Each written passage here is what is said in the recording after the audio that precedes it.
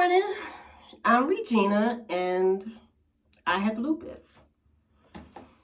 That's the first time I've ever said that out loud without any tears, and it kind of feels weird. So I'm in here getting ready to start my day, and I figured this was the perfect time to turn the camera on and talk about this. So, what is lupus? Lupus is an inflammatory disease that can attack your skin, your brain, your joints, your heart, your lungs, and your kidneys. For me, my lupus typically attacks my joints more than anything. If I had to put a percentage on it, I would say out of 100%, my lupus attacks my joints about 80%. 10% it attacks my heart, and 8% it attacks my lungs, and 2% it attacks my skin, more so my hands. I typically would get like pus-filled tiny lupus rash. That's what they call it on my hands. My skin will peel. It's horrible, but it doesn't affect me as much as everything else. When it comes to lupus and my joints, it's horrible. I hate to use this word, but sometimes I'm in so much pain, I feel disabled. I feel handicapped. I feel weak. And because of those feelings for many years, I didn't talk about my lupus at all. It was a situation of, let me take my medicine and do all of the things that I'm supposed to do and pretend like it's not a thing.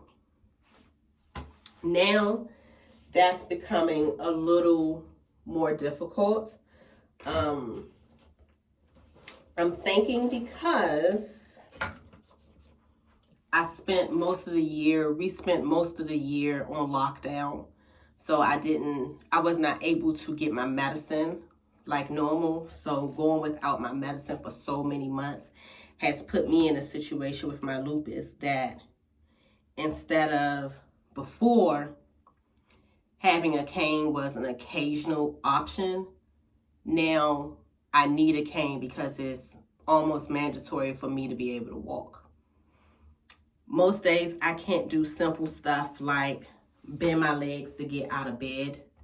Sometimes it is excruciating pain just to wiggle my toes, or you know how most of us roll our foot around and crack a bone. I cannot do that without screaming. Some days my knees are so swollen that you literally can feel the fluid moving inside, and it's as big as a butt cheek. Recently, my hip bone and my thigh bone has been in so much pain, it hurts to walk. I have to limit how long I'm sitting. So if I've been sitting for, let's say, 5 minutes, I have to immediately get up. If not, the next time I get up, it's gonna hurt, and it's gonna hurt like hell because I've been in a sitting position for way too long. When it comes to my heart, oh my God. Because of the inflammation sometimes, my heart has to work overtime just to pump. So it can be a situation of I have a lot of inflammation in my body, my limbs are swollen, and I could just be sitting, chilling, minding my business, and all of a sudden my heart will start beating so fast. You would have thought I just ran a marathon. It's like boom, boom, boom, boom, boom, boom, boom, boom, boom. It's like, because it's beating so fast, that's making my lungs work overtime because I'm trying to catch myself. It's been times where I had to be rushed to the hospital because we thought I was having a heart attack because my heart is working overtime. I know some of you probably notice in my videos sometimes, Like now, it sounds like when I'm talking, I can't breathe. That's because sometimes sis can't. that's just what it is. Sometimes I can't.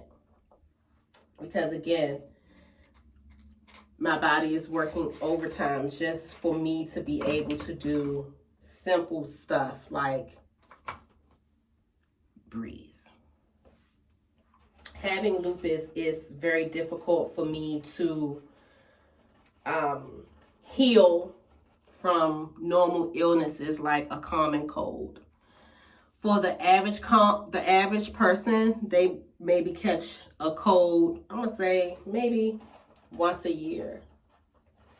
For me, and I'm not sure if every person with lupus go through this, but for me, I catch colds the way shit catches flies, okay? And not only do I catch colds rapidly like that, but it takes a long time for them to leave. So if I was to catch a cold today, I wouldn't expect that cold to be gone until almost February. Versus someone like my wife who doesn't have any illnesses or anything like that. She can catch a cold and her cold will be gone in 24 hours. So when it comes to COVID, I'm a little more cautious than the average person. Because like I said in the beginning, when I first was diagnosed, I had to be revived twice.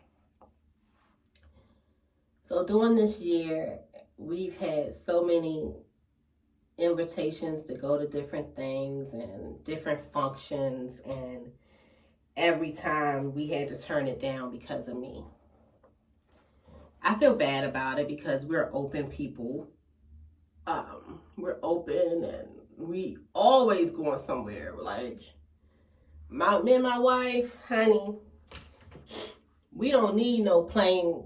Like when I say my wife is my best friend, like my wife is my best friend. We don't need a plane.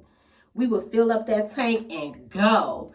So to now be living in a world of COVID, we can't do that like we used to.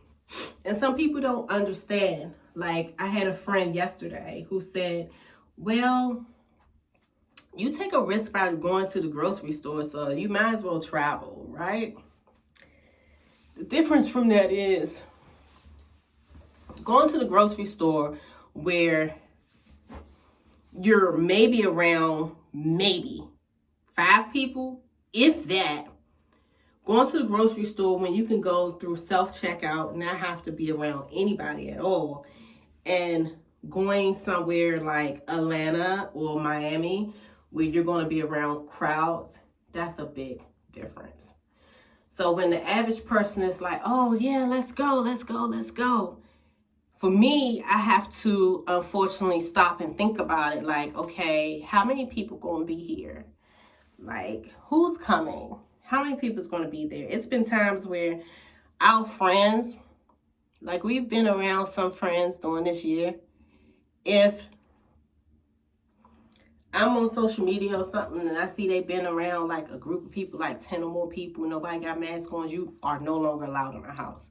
And there's some people who are offended by that, but it's because my body can barely handle a common cold. So for me, I just feel like if I was to catch COVID, I would instantly be hospitalized. People that I know that have had COVID, one of the main things they say is their lungs had to work overtime, or their lungs had to do this, or their lungs had to do that. I can't afford to put any additional pressure on my lungs. You know what I'm saying? So for me, it's kind of like, if I go party with you, or if I go out, or if I do this traveling and I catch COVID, I'm going to die. So where the average person thinks about stuff. They're like, you know, I could just wear a mask and I'll be fine. And all right, let's go party over here, party over here. For me, I have to be like, okay, so if we go to this party, or so if we go to this function and I catch COVID, there's a small possibility that I'm going to die, and I'm going to leave my daughter and my wife here to have to pick out my tombstone. Is that worth a few days in the sun? No, not to me. Is that worth partying for 2 hours? No, not to me. So it's kind of not worth it. It's hard.